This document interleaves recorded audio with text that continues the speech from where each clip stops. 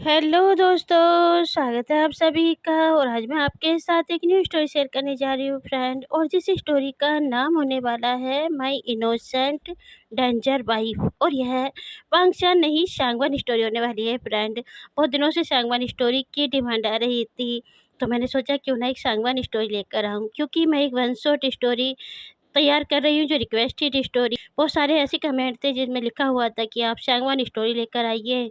तो फ्रेंड आज मैं शांगवान स्टोरी लेकर आई हूँ फ्रेंड। मैं इसे वन शॉट में नहीं ला पाई, क्योंकि आपको पता ही है मेरे साथ कुछ ना कुछ प्रॉब्लम होती ही जा रही है। तो मैं इसे 2 या 3 भागों में शेयर करने वाली हूँ। तो चलिए, ज़्यादा बातें बिल्कुल भी नहीं, सीधा स्टोरी की तरफ बढ़ते हैं। तो फ्रेंड हमारी स्टोरी शुरू होती है एक फ़ोटो से। ये फ़ोटो जो एक बहुत ही हैंडसम से लड़के की है। और ये फ़ोटो जो हटती है सामने से, और सामने बैठा है एक मैन जो ये भी बहुत हैंडसम है। वह जो इस समय सिगरेट पी रहा है, और उस सिगरेट पीते हुए उसने धुआं निकालते हुए कहा, तो कहाँ पर मिलेगा ये? उस फ़ोटो को पीछे हटाने वाले मैन ने कहा, इसका बहुत बड़ा ऑफिस है और ये वहीं पर आपको मिलेगा। इस मैन ने फिर से सिगरेट में कस लिया और धुआं छोड़ते हुए कहा, नाम क्या है इसका? दूसरे मैन ने कहा, इसका नाम विभूषण है। अब इस मैन ने इस फोटो को अपने हाथ में पकड़ते हुए कहा, तो विभूषण नाम है इसका। अच्छा बताओ क्या किया है इसने? तभी उस सामने वाले मैन ने कहा, इसने एक फैमिली का जीना मुश्किल करके रखा हुआ है। इसने इस फैमिली की पूरी जायदाद को हड़प कर रख लिया है और उस फैमिली पर हक जताने लगा हुआ है। इसने उस पूरी फैमिली का जीना इस तरह से मुश्किल करके रखा हुआ है कि अब उस फैमिली के पास एक पैसा नहीं बचा हुआ है, जबकि वो सारा पैसा उस फैमिली का है। ये मैन जिसके हाथ में फ़ोटो है, इस मैन ने कहा, तो सारा पैसा उस फैमिली का है। आखिर ये किस हक से उस जायदाद को हड़प कर बैठा हुआ है? इसका भी कोई हक है वहाँ पर क्या?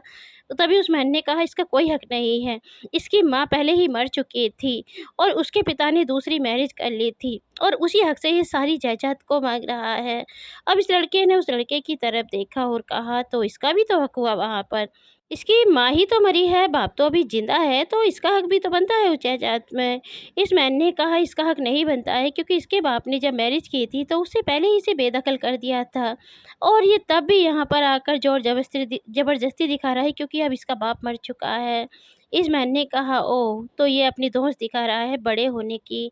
इस मैन ने कहा, हाँ। पांजी ने कहा, बस इतना ही कर रहा है या फिर कुछ और भी किया है इसने? इस मैन ने कहा, ये बहुत बुरा इंसान है। ये किसी को भी चैन से नहीं जीने देता है, और यही कारण है कि आज इसे मारने के लिए हमें सुपारी दी गई है। ये मैन जिसका नाम वांजी है, जिसे सुपारी दी गई है। इस मैन ने फ़ोटो को डीपली देखा और कहा, ठीक है, लुढ़का देंगे इसे भी, कौन सी बड़ी बात है। बस ये बताओ कि हमें कहाँ जाना है इसे लुढ़काने के लिए? उस मैन ने कहा, इसका बहुत बड़ा ऑफ़िस है। पांजी ने कहा, बहुत बड़ा ऑफ़िस? तो ये ऑफ़िस भी चलाता है? इस मैन ने कहा, मैंने बताया ना कि उसने पूरे बिज़नेस को अपने अंडर में करके रखा हुआ है, तो ऑफ़िस को यही चला रहा है। पांजी ने कहा, ठीक है, ज़्यादा दिन नहीं चलाएगा हम, ठीक है? उनसे बोल दो कि कल हम इसे निपटा देंगे, लेकिन पैसे हमें बरोबर चाहिए। उस मैन ने कहा, उन्होंने पैसे एडवांस में दे दिए हैं। पांजी ने अब इस मैन की तरफ देखा और कहा, एडवांस में दे दिए हैं? लेकिन उनके पास तो पैसे ही नहीं हैं। इस मैन ने कहा, उन्होंने कहीं से अरेंज किए होंगे, लेकिन पैसे उन्होंने एडवांस में दे दिए हैं। पांजी ने कहा, स्ट्रेंज, इतना सारा पैसा उन्हें किसी ने उधार में दे दिया? ये तो सच में सोचने वाली बात है, लेकिन दे दिया होगा, कोई बात नहीं। उनसे कहना कल से ये इंसान नजर नहीं आएगा। और कहते हुए वांजी ने उस फोटो को अपनी जेब में रखा। फ्रेंड मैं यहाँ आपको वांजी के बारे में बताना चाहती हूँ। वांजी एक अनाथ लड़का है और जिसे एक क्रिमिनल ने पाला था, लेकिन समय के साथ उसकी और वांजी की बनना बंद हो गया था, और वांजी जो उसे छोड़कर यहाँ पर चला आया है संघाई में। और वह पहले यूएसए में रहता था और अब वह संघाई में रहता है, लेकिन संघाई में आकर भी उसने अपना यही बिज़नेस शुरू किया है जिसने उसे पाला था, जो बिज़नेस वो करता था। लेकिन बांजी ज़्यादातर बुरे लोगों की जान लेता है, उनकी, जो दुनिया में रहना डिज़र्व नहीं करते हैं। वो हर किसी की सुपारी नहीं लेता है। बांजी जो एक गाड़ी से जा रहा है, तभी बांजी की नज़र सामने खड़े एक मैन पर पड़ी, जिसकी गोद में एक बच्चा है। शायद वहाँ पर अभी अभी एक एक्सीडेंट हुआ है। बांजी जो उस मैन को देखकर रुक चुका था, ये मैन कोई और नहीं, यह है मैन विंग है। पांजी ने तेजी से जेब से फोटो निकाला और कहा, ये तो यही है जिसका मर्डर करना है। क्या इन्हें इस बच्चे को भी मार दिया है? ये कितना बुरा इंसान है। इसे तो मैं जिंदा बिल्कुल नहीं छोड़ूंगा, ऐसे इंसान को तो बिना पैसे लिए ही मार देना चाहिए। और कहते हुए वांजी जो अपनी गन तैयार करने लगा उसे वहीं से शूट करने के लिए, लेकिन तभी उसने वहां पर एक लेडीज को आते हुए देखा जो बुरी तरह से रो रही थी और पिंक के पास आकर कहने लगी थी, मेरा बच्चा जिंदा तो है ना। पिंक ने कहा, वो अभी जिंदा है और सांसें ले रहा है, हमें उसे हॉस्पिटल ले जाना होगा।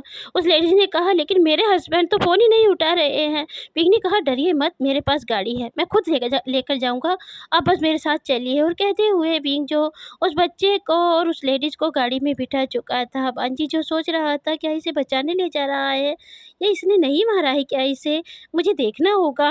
और वांजी जो विंग की गाड़ी के पीछे पीछे हो चुका था और आखिर गाड़ी जो हॉस्पिटल के सामने जाकर रुक चुकी थी। वांजी जो सोच रहा था, ये तो इसे हॉस्पिटल लेकर आया है, कहीं कहीं ये इसके खुद के बच्चे तो नहीं है, कहीं ये इसी की बीवी तो नहीं है, तभी से इतना प्यार आ रहा है, मुझे चलकर देखना होगा। और कहते हुए वांजी गाड़ी से बाहर निकला और वांजी जो विंग के पीछे हो चुका था, विंग जो उस बच्चे को गोद में लेकर ही हॉस्पिटल के अंदर जा रहा है, उसने स्ट्रेचर का इंतजार भी नहीं किया। और विंग जो उस बच्चे को लेकर हॉस्पिटल में अंदर पहुंच चुका था और डॉक्टर को आवाज़ लगाने लगा था और कहने लगा था, जल्दी आइए, इमरजेंसी है। डॉक्टर जो विंग के सामने आ चुका था और उस बच्चे की हालत को देख चुका था, डॉक्टर जो तेज़ी से कहने लगा, चलो उसे अंदर केबिन में लेकर चलो। और विंग जो अपने आप से ही उस बच्चे को लेकर केबिन में पहुंच चुका था। वह लेडी जो पीछे ही छूट चुकी थी, क्योंकि वह लेडीज़ फिर से अपने हस्बैंड को फ़ोन मिलाना शुरू कर चुकी थी। वांजी जो दूर से ही ये सब देख रहा है और सोच रहा है, लगता है इसी का ही बच्चा है, तभी तो ये लेडीज बाहर छूट गई है और वही अंदर गया है। लेकिन वांजी को अभी कुछ चीज़ें हजम नहीं हो रही थी, क्योंकि वो लेडीज़ फ़ोन पर बात कर रही थी और कुछ अलग की बातें कर रही थी। जैसे वो कह रही थी कि जल्दी से आ जाइए, मैं आपका इंतज़ार कर रही हूँ। वांजी जो सोच रहा था, ये इतना ज़्यादा अर्जेंटली किसे बुला रही है, जबकि इसका हस्बैंड तो उसके साथ में ही है।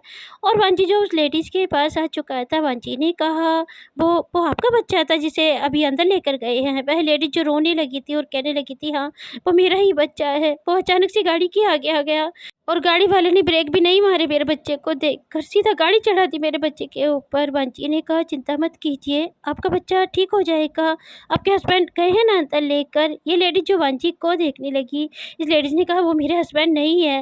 बांची ने कहा, तो फिर वो कौन है, आपके भाई हैं। इस लेडीज ने कहा, भाई कह सकते हो, वैसे मैं उन्हें नहीं जानती हूँ, बस वो तो मेरी हेल्प के लिए मेरे बच्चे को साथ लेकर आए हैं।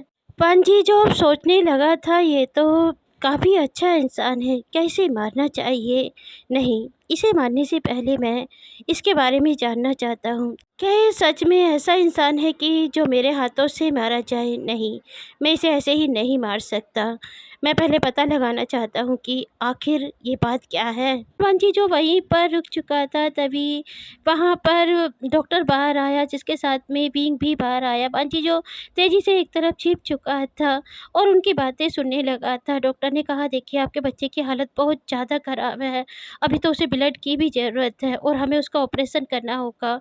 ये लेडीज़ जो विंग की तरफ देखने लगी और डॉक्टर की तरफ देखते हुए कहने लगी, डॉक्टर मेरे हस्बैंड बस आ रहे हैं, आप हमें बताइए कि कितना खर्चा होगा इलाज में। डॉक्टर जो इलाज का खर्चा बताने लगा था, ये लेडीज़ जो डर चुकी थी और कहने लगी थी, इतना पैसा तो हमारे पास नहीं है डॉक्टर, आप प्लीज़ हमारे बच्चे का ऑपरेशन कर दीजिए। डॉक्टर ने कहा, देखिए पैसे जमा किए बिना तो मैं ऑपरेशन नहीं करूँगा। तभी विंग ने कहा, डॉक्टर आप बच्चे का ऑपरेशन कीजिए, पैसा मैं दूँगा। ये लेडी जो कहने लगी, सर हमारे पास इतने पैसे नहीं हैं, हम आपको कहाँ से लौटाएँगे। विंग ने कहा, लौटाने की ज़रूरत नहीं है, अभी बच्चे की जान ज़्यादा ज़रूरी है, पैसा ज़रूरी नहीं है, पैसा आता जाता होता है, अगर बच्चे को कुछ हो गया तो वो वापस नहीं आएगा। डॉक्टर आप बच्चे का ऑपरेशन कीजिए, मैं फ़ीस भर कर आता हूँ। यह लेडी जो विंग के सामने हाथ जोड़ने लगी, विंग ने कहा, हाथ मत जोड़िए, बस अपने बच्चे के लिए प्रे कीजिए कि वो ठीक हो जाए। डॉक्टर आप ऑपरेशन की तैयारी में लगिए, मैं फीस जमा करके आता हूँ। और कहता हुआ विंग जो वहाँ से जा चुका था और वांजी जो खड़ा हुआ सोच रहा था, क्या मैं इसे शूट कर दूँ, लेकिन इसे शूट करके मुझे क्या मिलेगा। अगर ये सच में अच्छा इंसान हुआ तो गॉड मुझे कभी माफ़ नहीं करेगा। नहीं, मुझे पता लगाना होगा कि क्या ये सच में अच्छा इंसान है या फिर गलती से कोई अच्छा ही कर बैठा है। और वांजी जो अभी ये सोच ही रहा था, तभी विंग के सामने एक मैन आया और वो जो कहने लगा, सर सर आप यहाँ पर। विंग ने इस मैन की तरफ देखा और कहा, तुम क्या क्या ये तुम्हारा बच्चा है? इस मैन ने कहा, सर वो मेरा ही बच्चा है। सर, मेरा बच्चा ठीक तो है ना? विंग ने कहा, वो ठीक है। मैं ऑफिस के लिए आ रहा था तो मुझे रास्ते में वो मिला। यह मैन जो लगभग विंग के पैरों में गिरने को तैयार था, विंग ने उसे रोकते हुए कहा, ये तुम क्या कर रहे हो? बच्चा तुम्हारा होता चाहे किसी और का होता, अगर मेरे सामने उसे चोट लगी है तो मेरा उसे इस तरह हॉस्पिटल में लाना ज़रूरी होता, क्योंकि इंसान ही इंसान की हेल्प करता है। ये मैन जो कहने लगा था, सर, इंसान इंसान की हेल्प करता है, लेकिन आप इंसान से ज़्यादा बढ़कर सबकी हेल्प करते हैं। सर, आप सच में बहुत अच्छे इंसान हैं। पिंक ने कहा, हाँ जानता हूँ अच्छा इंसान हूँ, तुम बताते हो तो अच्छा ही लगता है। चलो ठीक है, अब तुम अपने बच्चे का ख्याल रखना, हो सके तो मुझे उसकी खबर भेजते रहना, मुझे भी ऑफिस जाना है। इस मैन ने कहा, हाँ सर, आज ऑफिस में बहुत काम है, 2-3 प्रोजेक्ट आए हुए हैं जिन पर मैं काम करने की कोशिश कर रहा था, लेकिन पिंक ने कहा, कोई बात नहीं, अब तुम अपने बच्चे पर ध्यान दो, ऑफिस के बारे में सोचना छोड़ो, ऑफिस का काम मैं खुद संभाल लूँगा। और इसे देखकर लग रहा था कि ये शायद विंग का सेक्रेटरी है। विंग जो वहाँ से जाने लगा था, लेकिन विंग जो जाता-जाता इस मैन से ये कहकर गया था कि पैसों की चिंता बिल्कुल मत करना, तुम्हें जितना भी पैसा चाहिए मैं तुम्हें दूँगा, लेकिन बच्चे को कुछ नहीं होना चाहिए।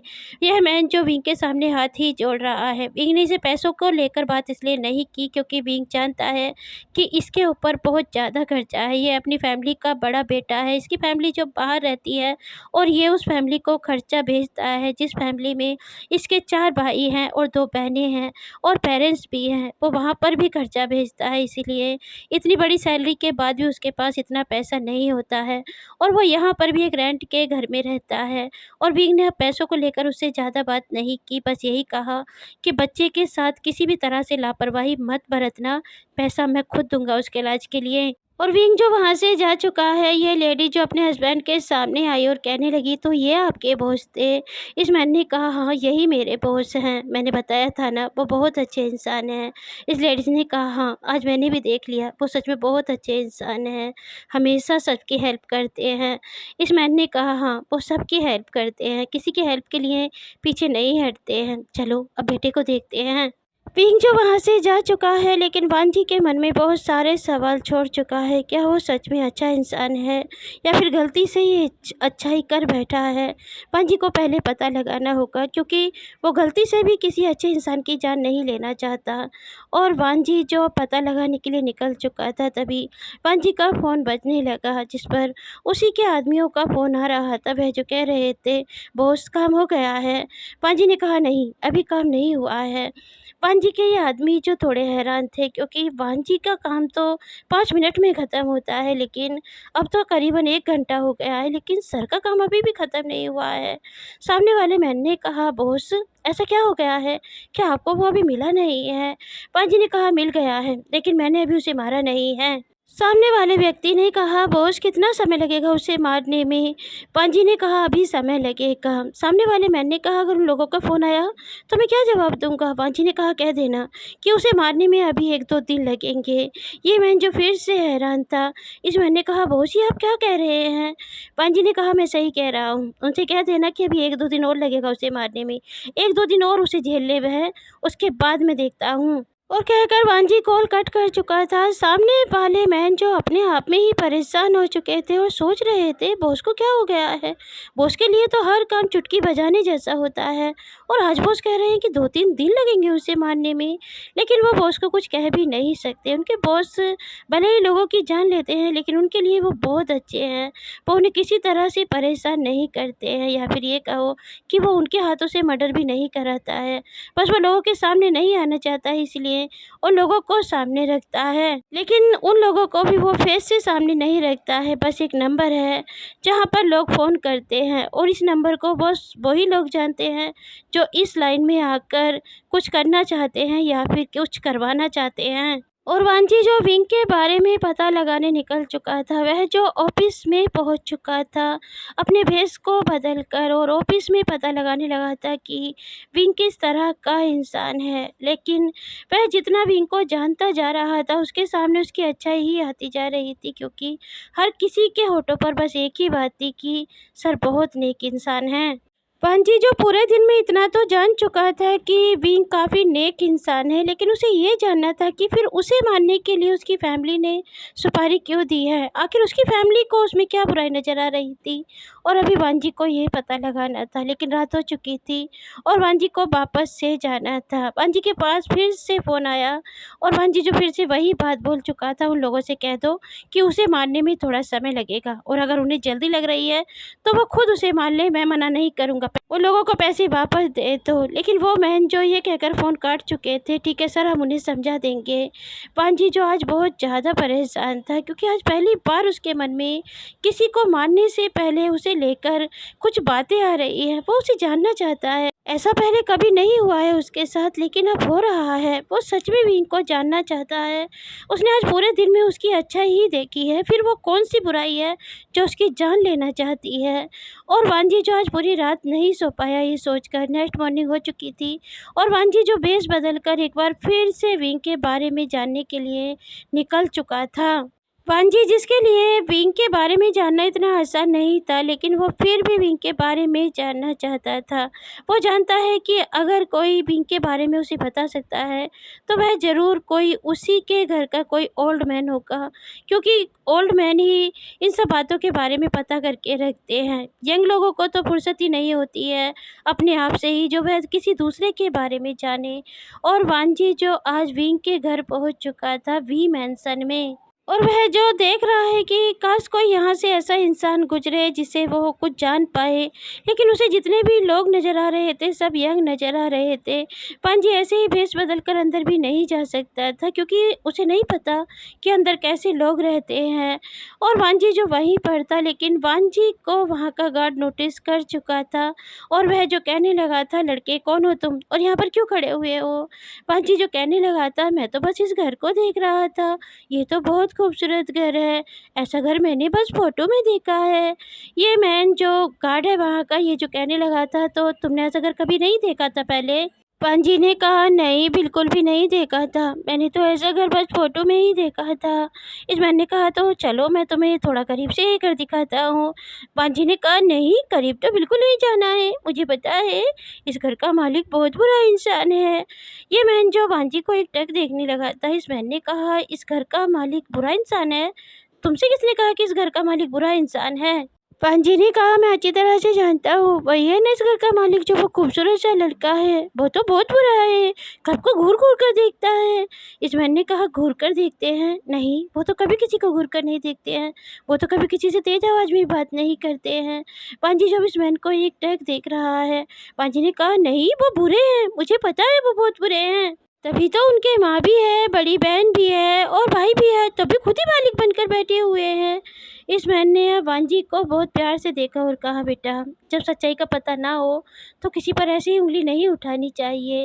वांजी जिसे शायद वो मैन मिल चुका था जो उसे सच्चाई बता सकता था, और वांजी ने कहा, तो आप ही बता दीजिए सच्चाई क्या है। इस मैन ने कहा, बेटा मैं ऐसे ही किसी को कुछ नहीं बता सकता, कहीं मेरी जॉब ना चली जाए। पांजी ने कहा, नहीं जाएगी, आप मुझे ही तो बताएंगे, मैं किसी को नहीं बताऊंगा।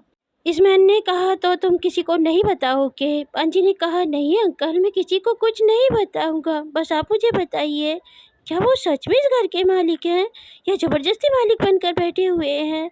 इस मैन ने कहा, नहीं बेटा, वो ज़बरदस्ती मालिक बनकर नहीं बैठा हुआ है, कहने को वो इस घर का मालिक है, लेकिन नौकरों से बदतर हालत है उसकी। बांजी जो अब इस मैन को डीपली देख रहा है और सोच रहा है, नौकरों से बदतर हालत, लेकिन ऐसा कैसे हो सकता है, वो तो सुबह सुबह गाड़ी में निकलता है। पांजी ने कहा, ये आप क्या बोल रहे हैं अंकल? इस मैन ने कहा, यहाँ बैठो बेटा, मैं तुम्हें बताता हूँ कि बात क्या है। और ये मैन जो वांजी से बातें करना शुरू कर चुका था, और जिस हिसाब से इस मैन ने वांजी को बातें बताई थी, वांजी को सारी बातें समझ में आ चुकी थी। इस मैन ने वांजी को बताया कि जो विंग की माँ हुआ करती थी वो इस घर की असली मालकिन थी, और विंग के पिता वहाँ पर घर जमाई बनकर रहते थे, क्योंकि विंग के पिता अनाथ थे।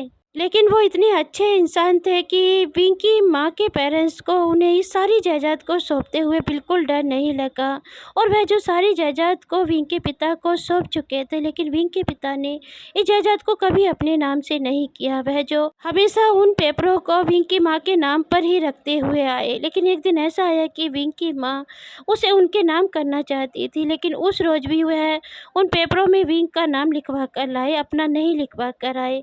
वह जो कह चुके थे कि वो इस प्रॉपर्टी में बस अपना एक हक चाहते हैं कि तुम दोनों मेरे साथ रहो, इसके अलावा मुझे कुछ नहीं चाहिए। लेकिन समय ने बहुत बड़ा खेल खेला उनके साथ और एक रोज़ विंग की माँ की डेथ हो गई और विंग जो उस समय केवल 3 साल का था, वो बच्चा अकेला छूट गया। लेकिन वो विंग को सिक्योर करना चाहते थे क्योंकि विंग की माँ की फैमिली में कुछ ऐसे लोग थे जो विंग को चोट पहुंचाकर उस सारी प्रॉपर्टी को हड़प सकते थे। इसीलिए उन्होंने एक अलग बिल बनवाई और जिसमें लिखवाया कि अगर विंग को कुछ हो गया तो ये सारी प्रॉपर्टी चैरिटी में चली जाएगी।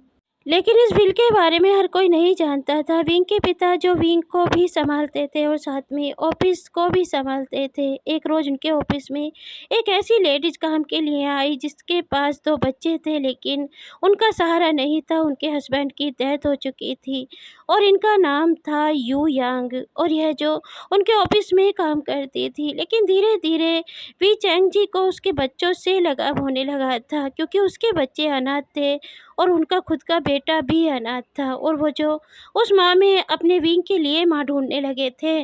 और वह जो एक रोज़ युयांग से कह चुके थे कि वह उससे मैरिज करना चाहते हैं, उसके साथ रिश्ता बनाने के लिए नहीं, उसके बच्चों को संभालने के लिए और अपने बेटे को एक माँ देने के लिए।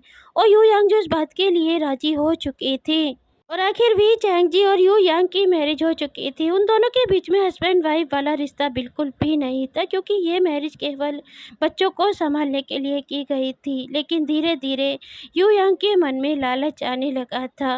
वो अपने बच्चों को हक दिलाना चाहती थी विंग का हक छीनकर, इस बात से अनजान कि वो सारी प्रॉपर्टी विंग के नाम पर है और अगर विंग को कुछ भी हुआ तो वो सारी प्रॉपर्टी चैरिटी में चली जाएगी।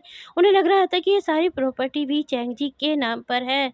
यू यांग जिसके मन में इतना ज़्यादा लालच आ चुका था कि उसने अपने बच्चों को कभी विंग से घुलने मिलने भी नहीं दिया कि वह तीनों बहन भाई हैं।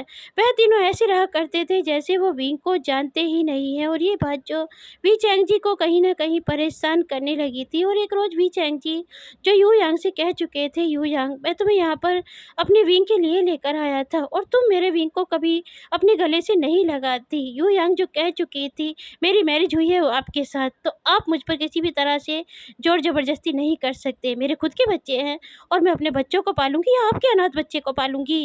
वी चैंग जी जिन्हें ये बातें परेशान करने लगी थी, लेकिन वो यू यांग को घर से भी नहीं निकाल सकते थे क्योंकि उन्होंने यू यांग से मैरिज नहीं की थी। उन्होंने तो उन छोटे छोटे बच्चों के लिए मैरिज की थी और वो उन छोटे छोटे बच्चों को फिर से सड़क पर नहीं छोड़ सकते थे।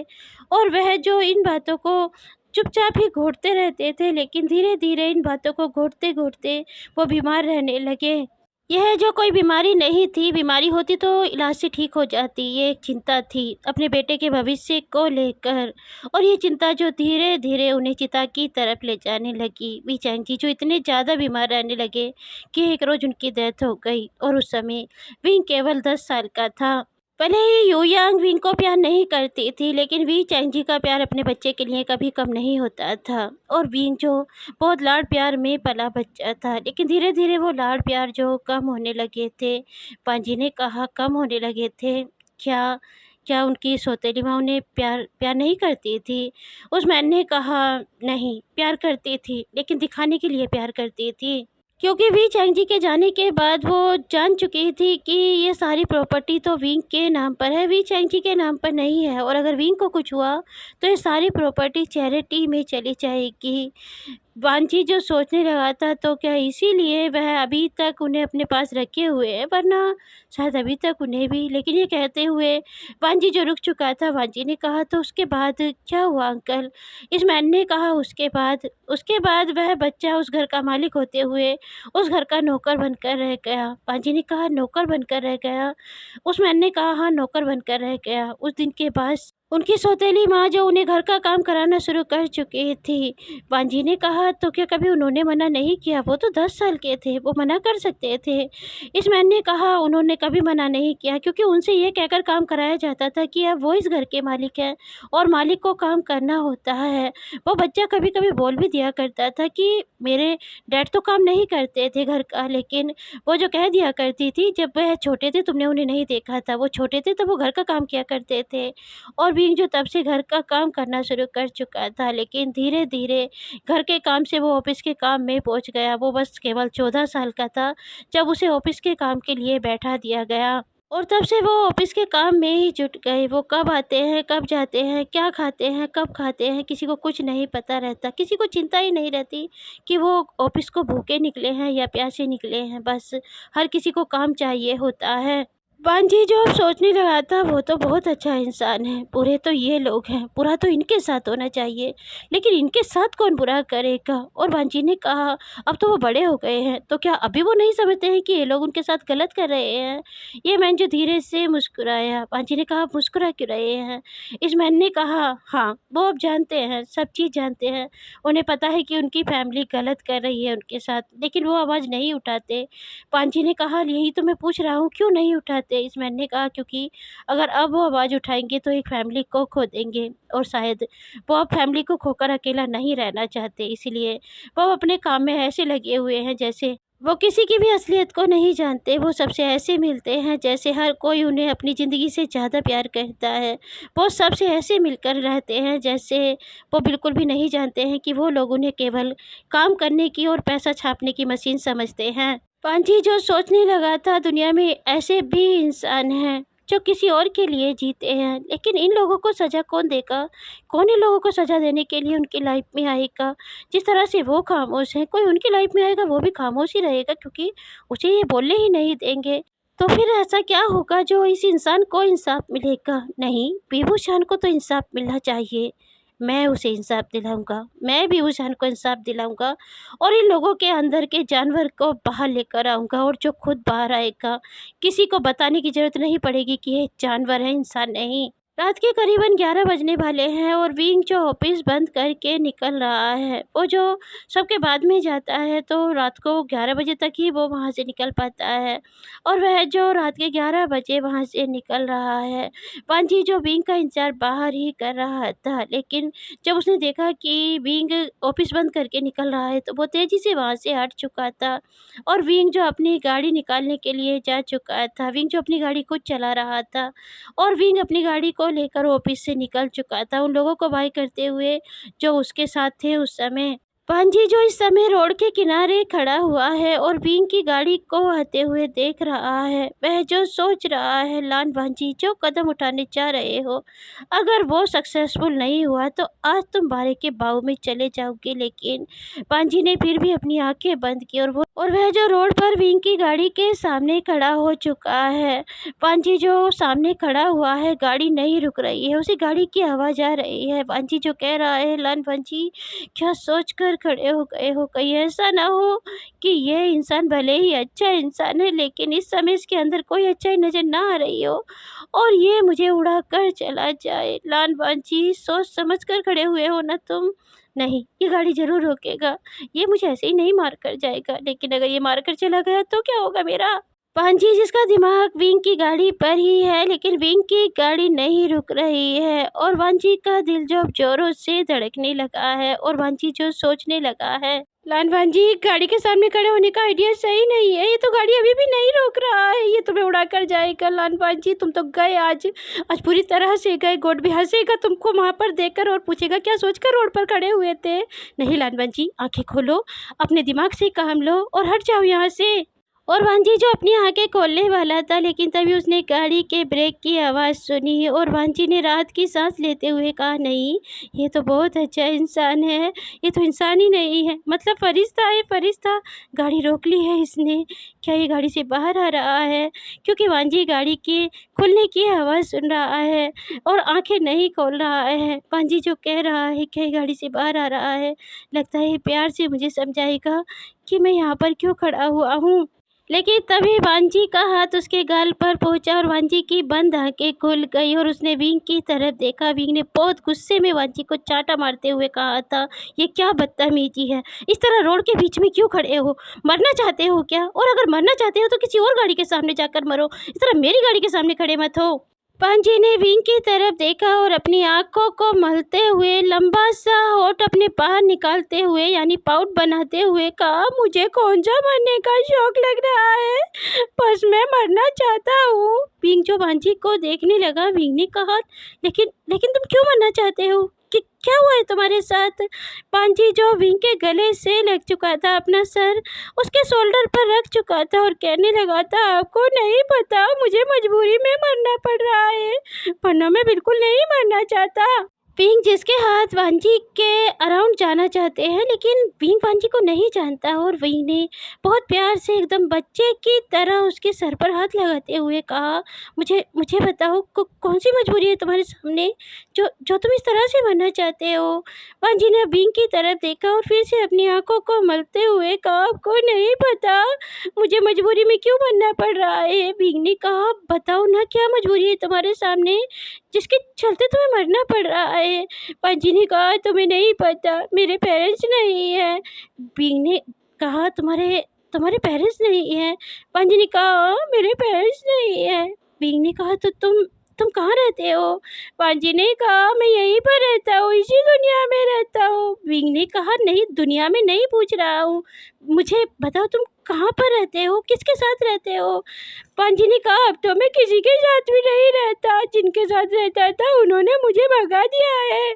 विंग ने कहा, भगा दिया है, लेकिन क्यों भगा दिया है, ऐसे कोई किसी को घर से कैसे भगा सकता है। पांजी ने कहा, लेकिन उन्होंने भगा दिया है। विंग ने कहा, यही तो मैं जानना चाहता हूँ, क्यों भगा दिया है। पांजी ने कहा, वो बार बार कह रहे थे मैं बड़ा हो गया हूँ, मुझे काम करना चाहिए। विंग जो पांजी को देखने लगा, विंग ने कहा, उन्होंने कुछ गलत नहीं कहा है तुमसे। पांजी ने कहा, मैं कोई काम करने लायक बच्चा हूँ, मैं तो भी छोटा सा बच्चा हूँ। विंग जो पांजी को नीचे से ऊपर तक देखने लगा, विंग ने कहा, तुम अभी छोटे से बच्चे हो। पांजी ने कहा, मैं अभी छोटा सा बच्चा हूँ, मैं काम कैसे कर सकता हूँ, और मैं काम करूँगा तो मैं थक नहीं जाऊँगा। विंग जो पांजी को बहुत मासूमियत से देखने लगा, विंग ने कहा, तुम काम करोगे तो थक जाओगे, लेकिन काम करने से तो लोग थकते ही हैं। पांजी ने कहा, लेकिन मैं नहीं थकना चाहता, मैं काम नहीं करना चाहता, मुझे तो काम करना आता भी नहीं है, मुझे तो पता भी नहीं है काम होता कैसे है। विंग जो पांजी को देख रहा है और सोच रहा है, ये सच में मासूम सा बच्चा है, आखिर कोई इसे कैसे घर से निकाल सकता है। विंग ने कहा, मुझे बताओ तुम्हारा घर कहाँ पर है, मैं तुम्हें तुम्हारे घर छोड़ कर आऊँगा और उन लोगों से कहकर आऊँगा कि तुम्हें काम करने की ज़रूरत नहीं है। पांजी ने कहा, लेकिन अब मैं वहाँ नहीं जाना चाहता, वो मुझे मारते भी हैं अगर मैं काम नहीं करता हूँ। विंग ने कहा, वो तुम्हें मारते हैं। पांजी ने हमें अपना सर हिलाते हुए कहा, हाँ वो मुझे बहुत मारते हैं, मैं उन लोगों के पास नहीं जाऊँगा, मुझे मरना है, अब गाड़ी चलाइए, मैं यहीं पर खड़ा हूँ। विंग ने कहा, नहीं मैं तुम्हारे ऊपर गाड़ी नहीं चढ़ा सकता। अच्छा ये बताओ तुम्हारा नाम क्या है। पांजी ने कहा, मेरा नाम लान पांजी है। विंग ने कहा, लान पांजी तुम्हारा नाम तो बहुत खूबसूरत है, बिल्कुल तुम्हारी तरह। अच्छा ये बताओ कोई और घर है तुम्हारा, कोई और रिश्तेदार है तुम्हारे जहाँ मैं तुम्हें छोड़ सकता हूँ। पांजी ने कहा, अगर कोई होता तो मैं मरने ही क्यों आता, फिर तो उन्हीं के पास नहीं चला जाता, मेरा कोई नहीं है इस दुनिया में और इसीलिए मुझे मरना है। आप नहीं मारेंगे तो मुझे किसी और गाड़ी के सामने खड़ा होना पड़ेगा। विंग ने कहा, नहीं तुम्हें गाड़ी के सामने खड़े होने की ज़रूरत नहीं है, तो मेरे साथ चलो। पांजी ने कहा, आपके साथ, आपके पास मैं कैसे रह सकता हूँ, मेरा आपका कोई रिश्ता थोड़ी ना है। विंग ने कहा, रिश्ते की ज़रूरत नहीं होती है अगर कोई किसी को अपने साथ रखना चाहे। पांजी ने कहा, होती है, बहुत बड़ी ज़रूरत होती है रिश्ते की, आपको नहीं पता। सब मुझे वहाँ पर यही कहते थे कि मैं इनका कुछ नहीं लगता हूँ, फिर भी अपने साथ रखते हैं, तो आप अपने साथ मुझे रखेंगे तो वहाँ पर भी यही बातें होंगी। विंग ने कहा, एक बात बताओ, क्या तुम्हारा सच में दूर तक कोई नहीं है। पांजी ने कहा, नहीं है, बताया ना अभी। विंग ने कहा, तो ठीक है, मैं तुम्हारे साथ अपना एक रिश्ता जोड़कर ही तुम्हारे पास रखूँगा। पांजी जो विंग को एकटक देखने लगा और सोचने लगा, ये कौन सा रिश्ता जोड़ने की बात सोच रहा है। विंग ने कहा, हाँ मैं तुम्हारे साथ रिश्ता जोड़ने के बाद ही तुम्हें अपने पास रखूँगा। एक बात बताओ, मुझसे मैरिज करोगे। पांजी ने कहा, मैरिज, लेकिन मैरिज ऐसी थोड़ी ना होती है, आप मेरे साथ मैरिज कैसे कर सकते हैं। विंग ने कहा, जानता हूँ मैरिज ऐसे ही नहीं होती है, लेकिन मैं तुम्हारे साथ कर सकता हूँ। पांजी जो विंग को एकटक देख रहा था, ये इंसान मैरिज करने की बात कर रहा है, ये तो मुझे जानता भी नहीं है। पांजी ने कहा, लेकिन मैरिज तो जान पहचान के लोगों से होती है, जैसे मेरी मम्मी की मेरे पापा के साथ हुई थी, मेरे अंकल की आंटी के साथ हुई थी। मैं तो आपका कुछ भी नहीं लगता हूँ। बिंग जो हंसने लगा था, बिंग ने कहा, जानता हूँ मैरिज जान पहचान के लोगों के साथ होती है, लेकिन कभी किसी अनजान को भी अपना बनाकर देख लेना चाहिए। रिश्ता अच्छा निभता है। मैं तुम्हारे साथ मैरिज करना चाहता हूँ, तुम्हें एक घर देना चाहता हूँ, और वो भी कोई ज़बरदस्ती का नहीं, तुम्हारा अपना घर। क्या तुम मुझसे मैरिज करोगे? पांजी ने कहा, तो ठीक है, मैं आपके साथ चलता हूँ। तो मरना कैंसिल? विंग ने कहा, हाँ मरना कैंसिल। चलो अब तो मेरे साथ चलो, मैं तुम्हें तुम्हारे घर लेकर जा रहा हूँ, वो तुम्हारा घर होने वाला है। और कहते हुए विंग जो वांजी के हाथ को पकड़कर गाड़ी की तरफ जा रहा है। और वांजी जो सोच रहा है, ये सच में बहुत अच्छा इंसान है, कोई ऐसे इंसान को मारने के बारे में कैसे सोच सकता है। और आखिर वांजी जो विंग के साथ गाड़ी में जाकर बैठ चुका था। विंग ने वांजी को गाड़ी में बिठाया और चारों तरफ से सीट बेल्ट बांधने लगा, जैसे वो अपनी साइड में किसी छोटे से बच्चे को बिठा रहा है।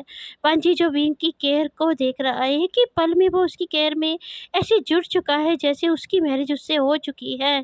और विंग जो वांजी को लेकर घर पहुंच चुका था, उसे घर में आते हुए देखते ही मैडम यू जो तेजी से आगे बढ़ी और कहने लगी, ये कौन है? तुम इसे कैसे ले आए हो बेटा? विंग ने कहा, वो माँ, ये बहुत लंबी कहानी है, मैं आराम से बताता हूँ।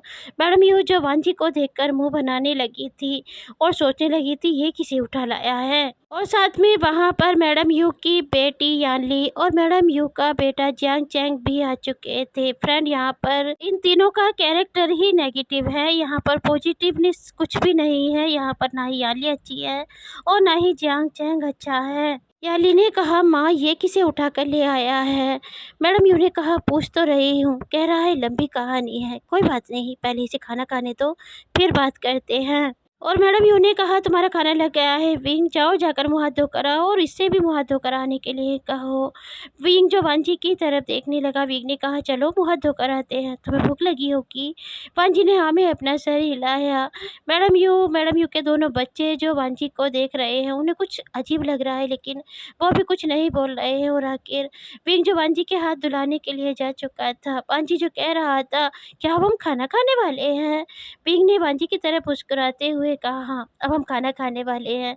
वांजी ने कहा, आप इतनी रात में खाना खाते हैं? विंग जो थोड़ा सा खामोश हुआ। विंग ने कहा, हाँ मैं इतनी रात में ही खाना खाता हूँ, क्योंकि मैं लेट ऑफिस से आता हूँ।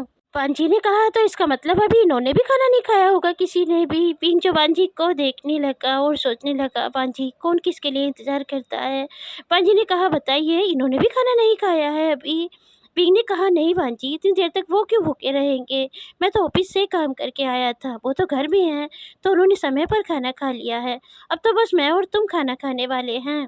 पांजी जिसने अब कोई जवाब नहीं दिया, और वो जो अब डिनर टेबल पर पहुंच चुके थे, जहां पर मैडम यू भी बैठी हुई है, क्योंकि मैडम यू के तो पेट में खुजली हो रही है, ये जानने के लिए कि वह अपने साथ किसे ले आया है। साथ में उसके बच्चे भी जो वहीं दूर एक सोफे पर बैठे हुए हैं, क्योंकि उन्हें भी जानना है कि आखिर यह किसे साथ उठा लाया है। पिंग ने कहा, आप सब यहाँ पर क्यों बैठे हुए हैं? जाइए और जाकर अपने रूम में आराम कीजिए, मैं हर रोज़ की तरह आज भी अकेले नाश्ता कर सकता हूँ। तो मैडम यू ने कहा, कर तो सकते हो बेटा, लेकिन हमें इसके बारे में जानना है, तुम ऐसे किसी को ऐसे घर नहीं ला सकते, पता नहीं कौन है, अगर तुम हमें बता दोगे तो हमें आराम से नींद आ जाएगी। पिंग जो वांजी की तरफ देखने लगा। पिंग जिसने अभी डिनर टेबल की तरफ अपना कदम नहीं बढ़ाया था, वो अभी दूर ही खड़ा हुआ था। वांजी भी उसके पास ही खड़ा हुआ था। पिंग ने वांजी की तरफ देखा और अपना हाथ आगे बढ़ाकर वांजी के हाथ को पकड़ते हुए कहा, माँ, ये ये एक अनाथ है। मैडम यू जो वांजी की तरफ देखने लगी, अनाथ? उसने नीचे से ऊपर तक वांजी को देखा और कहा, लेकिन तुम इसे यहाँ पर क्यों लेकर आए हो? पिंग ने कहा, माँ, ये मरना चाहता था, लेकिन मैंने इसकी जान बचा ली है। मैडम यू ने कहा, मरना चाहता था, लेकिन मरना क्यों चाहता था? बींग ने कहा, क्योंकि इसका कोई नहीं है इस दुनिया में, तो मैं इसे अपने साथ ले आया हूँ। मैडम यू ने कहा, अगर दुनिया में किसी का कोई नहीं रहेगा तो तुम उसे अपने साथ ले आओगे? ऐसे बहुत अनाथ सड़कों पर घूम रहे हैं, क्या तुमने ठेका लिया है इस सब का? या फिर हमने ठेका लिया है अनाथों को पालने का। और ये कहते हुए मैडम यू ने विंग को टारगेट किया। विंग जो उनकी लहजे में समझ चुका था कि उन्होंने इस समय उसे भी ताना दिया है, लेकिन विंग ने इस बात को संभालते हुए कहा, माँ मैं इसे ऐसे नहीं लेकर आया हूँ। मैं इसके साथ मैरिज करना चाहता हूँ। मैडम यू जिसके कलेजे में जैसे सांप लौट चुके थे, वो इसके साथ मैरिज करना चाहता है। वो तो उसकी मैरिज ऐसे इंसान के साथ करना चाहती थी जो उसकी मुट्ठी में रहे, और अगर ये इसकी मुट्ठी में नहीं रहा तो क्या होगा। मैडम यू ने कहा, तुम ऐसे ही किसी के साथ मैरिज नहीं कर सकते हो विंग। विंग ने कहा, लेकिन माँ मैंने फैसला ले लिया है, मैं इसके साथ मैरिज करना चाहता हूँ। मैडम यू जो कुछ कहने वाली थी तभी यानली उठकर आई और यानली ने कहा, माँ आप इतना ज़्यादा जिद क्यों कर रही हैं? अगर वो मैरिज करना चाहता है तो करने दीजिए, हमें क्या लेना, ज़िंदगी उसे बितानी है उसके साथ। और अगर वो अपने आप को खड्डे में धकेलना चाह रहा है तो धकेलने दीजिए ना माँ, आप इतनी परेशान क्यों हो रही हैं? और वैसे भी वो बड़ा हो गया है, वो इस घर का मालिक है, वो कुछ भी कर सकता है। पिंग ने कहा, नहीं सीजे, ऐसा कुछ भी नहीं है, मैंने बहुत सोच समझ कर ये फैसला लिया है। मैडम ये जो कुछ बोलने वाली थी तभी विंग ने कहा, माँ सुबह को बात करते हैं, अभी मुझे खाना खाना है, मुझे भूख लग रही है। और कहते हुए विंग ने वांजी की तरफ देखा और कहा, चलो वांजी खाना खाते हैं। और कहते हुए वांजी और विंग जो आगे बढ़ चुके थे, लेकिन मैडम यू को जैसे गुस्सा आने लगा था, क्योंकि वो ऐसे ही विंग की मैरिज किसी के साथ नहीं करना चाहेंगी। लेकिन दूसरे ही पल मैडम यू को जैसे लगा कि ये जोड़ी तो जैसे भगवान ने बनाई है, क्योंकि वांजी आगे बढ़कर चेयर पर बैठने की जगह ज़मीन पर बैठ चुका था और कहने लगा था, लाओ मुझे तो यहीं पर खाना दे दो, मैं तो ज़मीन पर ही बैठकर खा लेता हूँ, मुझे तो सब ऐसे ही खाना दे देते हैं। मैडम यू यान ली जियांग चैंग जो भांजी को बड़ी बड़ी आंखों से देखने लगे। मैडम यू ने कहा, ये क्या है? यान ली ने कहा, गोट की बनाई हुई जोड़ी। माँ अब तो बेकार ही परेशान हो रही है, इसे तो लगता है मुट्ठी में रखने की ज़रूरत भी नहीं पड़ेगी, ये तो हमारी जेब में ही आ जाएगा। और मैडम यू जो विंग की तरफ देखने लगी। विंग ने कहा, वांजी ऐसे नीचे नहीं बैठकर खाना खाते हैं, यहाँ चेयर पर बैठो। वांजी ने कहा, चेयर पर बैठकर खाना कैसे खाया जाता है? मैंने तो कभी चेयर पर बैठकर खाना नहीं खाया।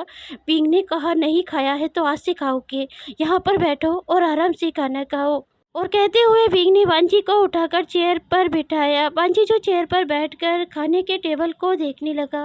वांजी ने कहा, इतना सारा खाना, क्या हम दोनों इतना सारा खाना खाएंगे? विंग ने कहा, वांजी जो तुम्हें पसंद आए वो खा लेना, इतना सारा खाना इसलिए है क्योंकि ये बहुत सारी चीज़ें बनी हुई हैं, जो तुम्हें पसंद आए तुम उसे खा लेना।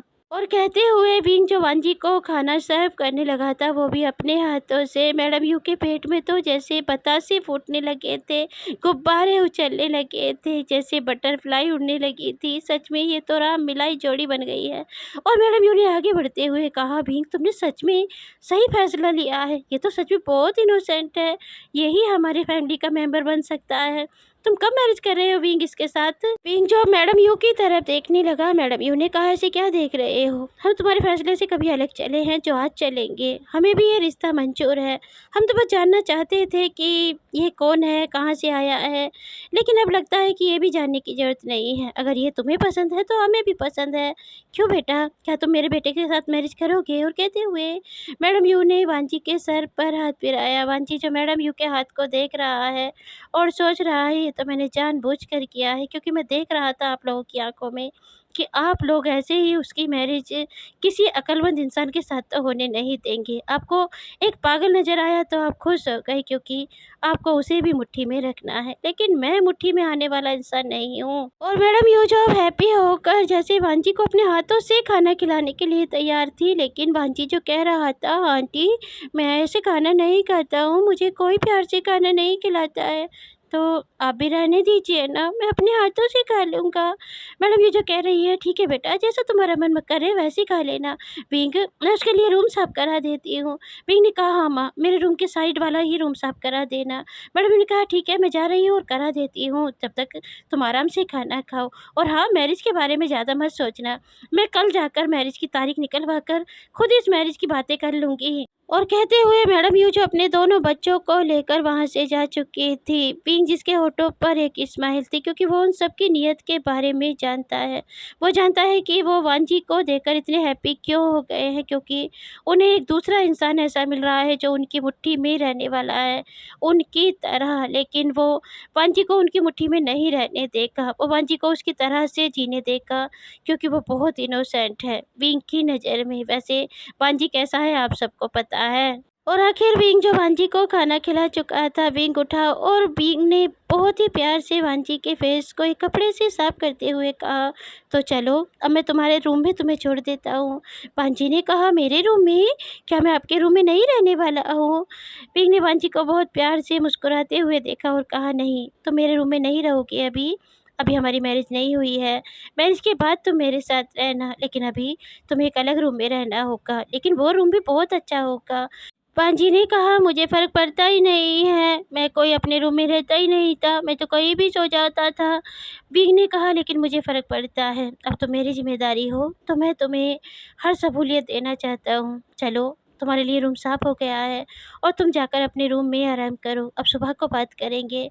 और कहता हुआ विंग जो वांजी का हाथ पकड़कर उसके रूम की तरफ लेके जा रहा है। वांजी विंग को इस समय ऐसे देख रहा है जैसे वो सच में इस हाथ को पकड़ना चाहता है, लेकिन वांजी भी जानता है कि वांजी कौन है, वांजी एक क्रिमिनल है।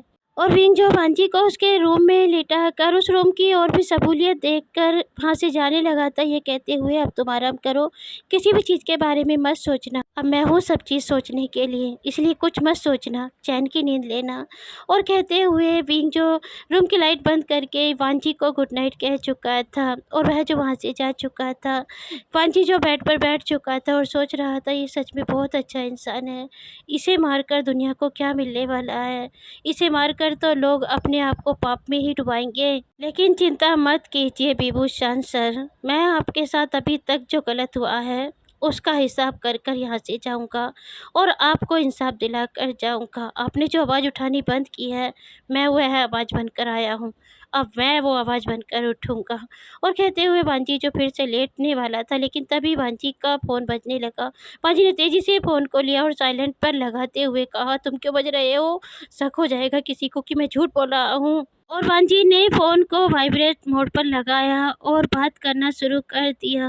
पाजी ने कहा, कौन बोल रहा है? उधर से आवाज़ आई, सर मैं बोल रहा हूँ।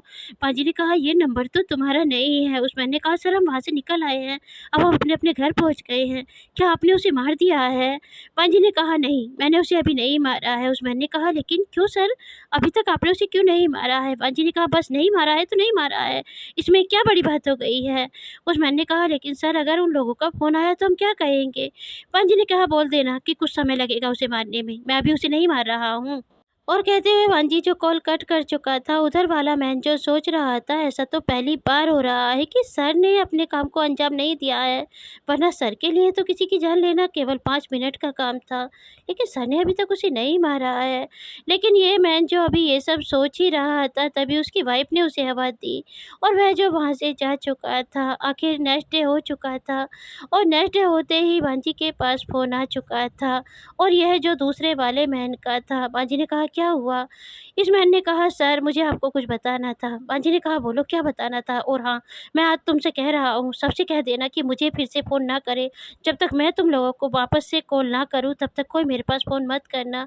इस मैन ने कहा, क्यों सर क्या हो गया है? इस मैन ने कहा, मैंने जितना कहा बस उतना सुनो, मुझे कोई फ़ोन मत करना पलट, जब मुझे ज़रूरत होगी मैं खुद से तुम्हें फ़ोन कर लूँगा, ठीक है? और तब तक चैन की लाइफ़ जियो, हो सके तो वेकेशन पर अपनी फैमिली को लेकर जाओ और मौज करके आओ। और कहते हुए वांजी जो बात को सुनने लगा, इस मैन ने कहा, बॉस मुझे आपसे बताना था कि उन लोगों का फ़ोन आया था रात। वांजी ने कहा, मैंने बोल दिया था ना कि उनसे कह दो उसे मारने में थोड़ा समय लगेगा। इस मैन ने कहा, नहीं सर, उन लोगों ने कहा है कि वो अपने पैसे वापस लेना चाहते हैं, वो अब उसे मारने का प्लान बदल चुके हैं।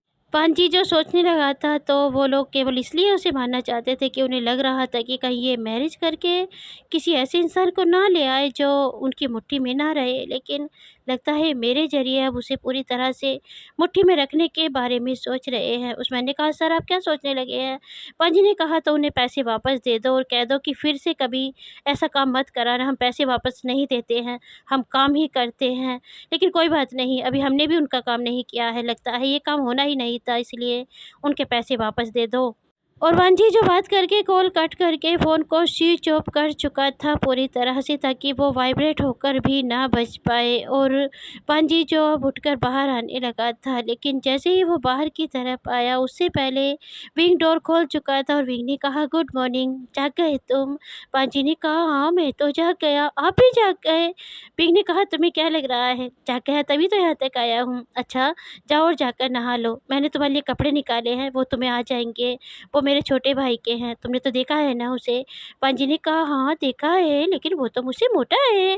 पिंग ने कहा, नहीं वो तुमसे मोटा अब है, लेकिन जबकि वो कपड़े हैं तब वो मोटा नहीं था। मैं तुम्हारे लिए कल कपड़े ले आऊँगा, आज तो मेरे पास बहुत काम होने वाला है, इसीलिए आज तो मैं तुम्हारे लिए कपड़े नहीं ला पाऊँगा, लेकिन कल मैं तुम्हें शॉपिंग के लिए लेकर चलूँगा और तुम्हें बहुत सारे कपड़े दिला कर लाऊँगा, लेकिन आज तुम्हें उन्हीं कपड़ों से काम चलाना होगा।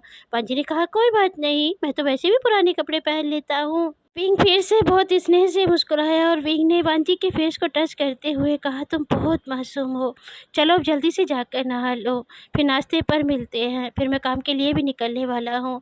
वांजी ने कहा, ठीक है मैं जा रहा हूँ नहाने के लिए, और कहता हुआ वांजी जो मुड़ा ही था तभी विंग ने कहा, रुको वांजी, मुझे तुमसे एक और बात करनी है।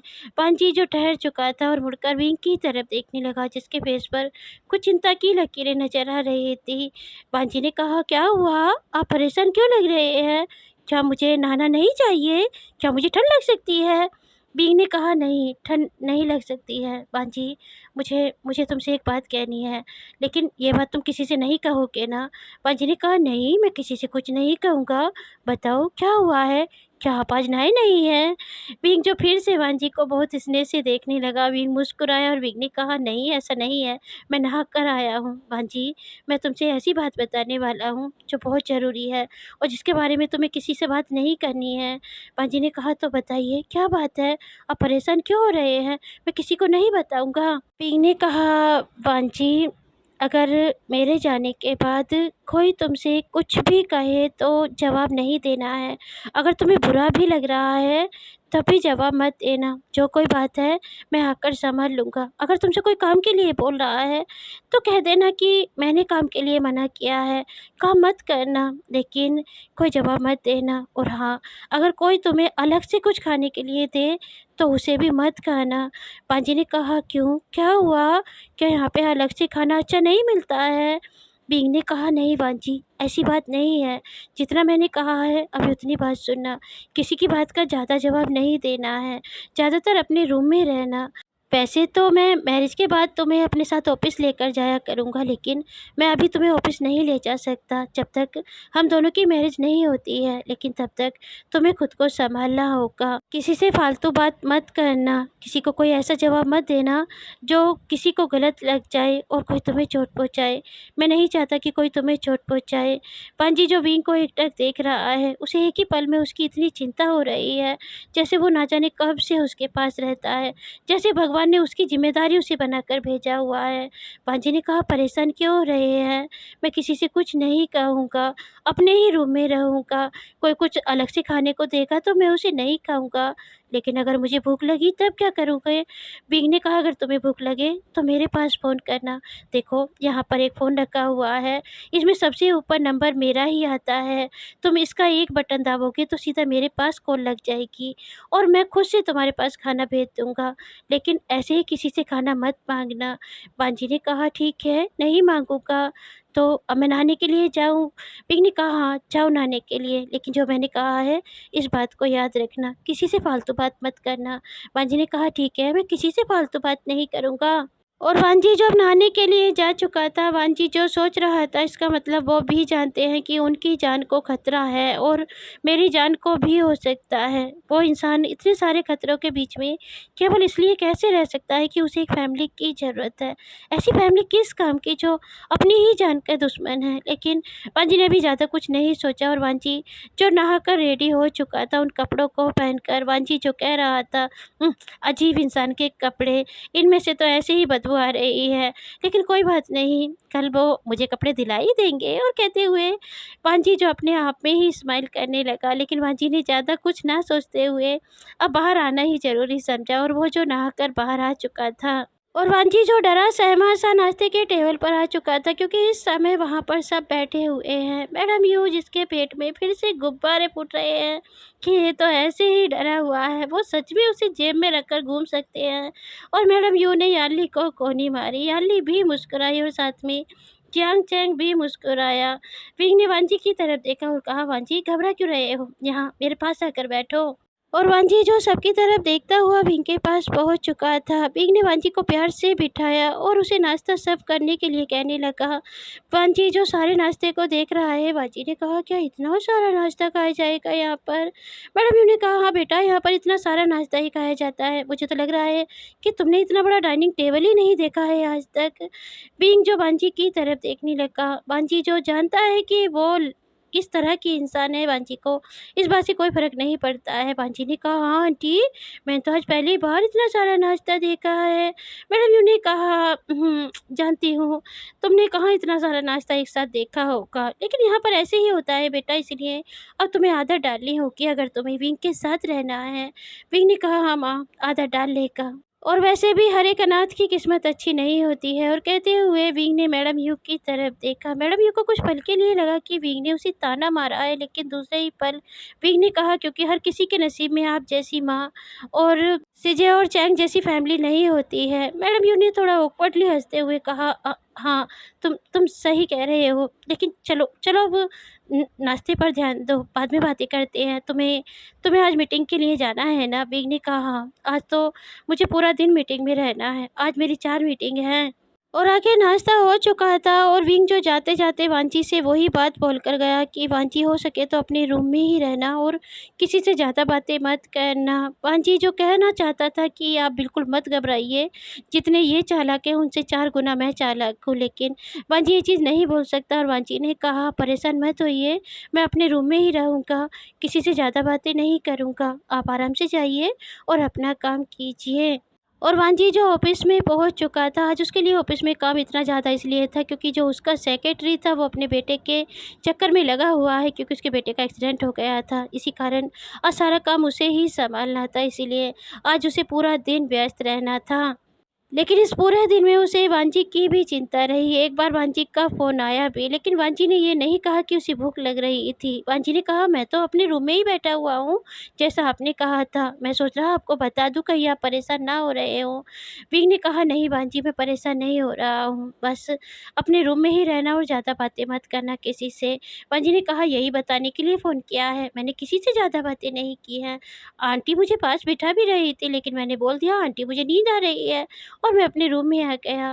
विंग ने कहा, तुमने अच्छा किया, चलो बाद में बात करता हूँ, मुझे दूसरी मीटिंग के लिए जाना है। और विंग जो फ़ोन काट चुका था, लेकिन वांजी जो उस घर के माहौल को देख रहा है, वहाँ पर तो अच्छा खासा इंसान बीमार होकर मर जाए, जिस तरह का घुटन का माहौल वहाँ पर बना कर रखा हुआ है। लेकिन वांजी उस माहौल में रहना जानता है, क्योंकि वांजी बातों से नहीं लातों से काम लेना जानता है, और इसीलिए वांजी को वहाँ पर रहने में कोई डर नहीं लग रहा है। और आखिर धीरे धीरे समय बीता और 3 दिन बीत चुके थे, और आखिर विंग और वांजी की मैरिज की डेट फिक्स हो चुकी थी, जो 2 दिन बाद ही होने वाली है। मैडम यू को जल्दी लग रही है कि वो जल्द से जल्द विंग की मैरिज उसके साथ करा दे, ताकि वो जल्द से जल्द अपना काम शुरू कर दे प्रॉपर्टी के पेपरों को हड़पने के लिए, और जिसमें वांजी उसका साथ दे सकता है, जो मैडम यू को लग रहा है।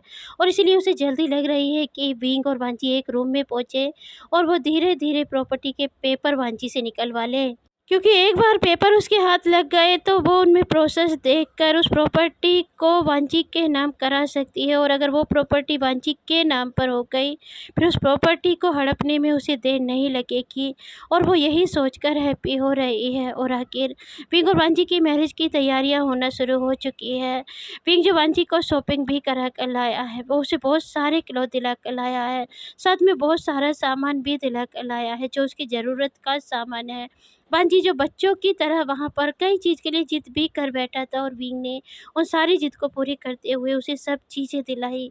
बांजी जो सोच रहा था भले ही मैं यहाँ पर नकली मैरिज करके उनको इंसाफ़ दिलाने आया हूँ, लेकिन मुझे ऐसा क्यों लग रहा है कि ज़िंदगी जीने के लिए मुझे सुकून मिल रहा है। मैंने कभी किसी के साथ इस तरह ज़िद नहीं की, लेकिन आज जब मैंने ज़िद की तो मेरी ज़िद पूरी भी हो गई। और यही सोचकर वांजी जो विंग के साथ को पाकर बहुत हैप्पी है, भले ही वो कुछ दिन का साथ है।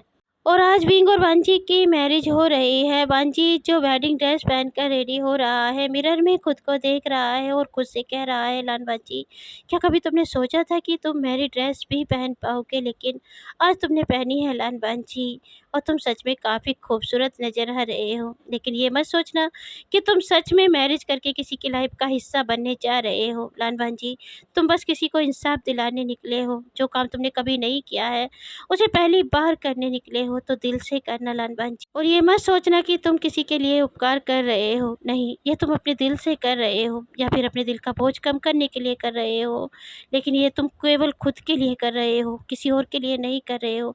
इसीलिए ये मत सोचना कि तुम बीबू शान पर कोई उपकार कर रहे हो। और वांजी जो यही सोचकर अपनी वेडिंग ड्रेस को ठीक कर रहा था और आखिर वांजी को लेने के लिए याली आ चुकी थी। याली जो कह रही थी, आप तो बहुत खूबसूरत लग रहे हैं, देखना मेरा भाई तो देखकर तुम्हें पूरी तरह से लट्टू हो जाएगा।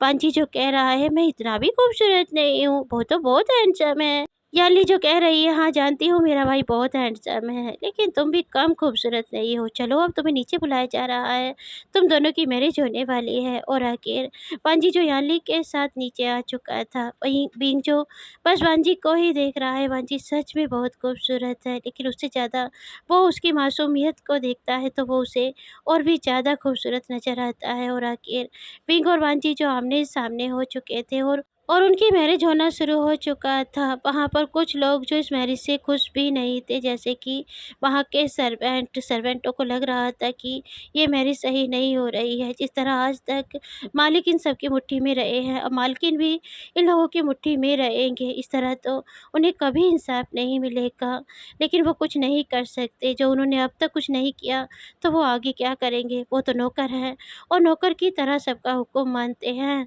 और आखिर विंग और वांजी की मैरिज हो चुकी है। कुछ रस्मों के बाद विंग और वांजी जो अपने रूम में जा चुके हैं, लेकिन रूम का नज़ारा देखकर वांजी जो बुरी तरह से डर चुका है, क्योंकि रूम को न्यू मैरिड कपल के लिए रेडी किया गया है। और जिसे देखकर वांजी को याद आया कि मैरिज में केवल मैरिज नहीं होती है, मैरिज में एक मैरिज नाइट भी होती है। और जिसे सोचकर वांजी बुरी तरह से डर चुका था, बेड पर बैठा सोच रहा था, लान वांजी, मैरिज तो ऐसे ही हवा में तीर चलाकर कर ली तुमने, लेकिन मैरिज नाइट कैसे मनाओगे? क्या तुमने मैरिज करने से पहले सोचा था कि मैरिज में मैरिज नाइट भी आती है? नहीं, तुम्हें सोचना चाहिए था लानवन जी, लेकिन अब क्या करूं, मैं मैरिज नाइट नहीं मना सकता। और यही सोचकर पांजी जो डोर की तरफ देख रहा है, जिस पर आहट हो चुकी है, यानी बीइंग वहाँ पर आ चुका है। फ्रेंड, आज का ये पहला पार्ट मैं यहीं पर ख़त्म करती हूँ। आपको ये पहला पार्ट कैसा लगा मुझे कमेंट बॉक्स में ज़रूर लिख के बताना। तो मिलते हैं इसके नेक्स्ट पार्ट के साथ, तब तक के लिए बाय।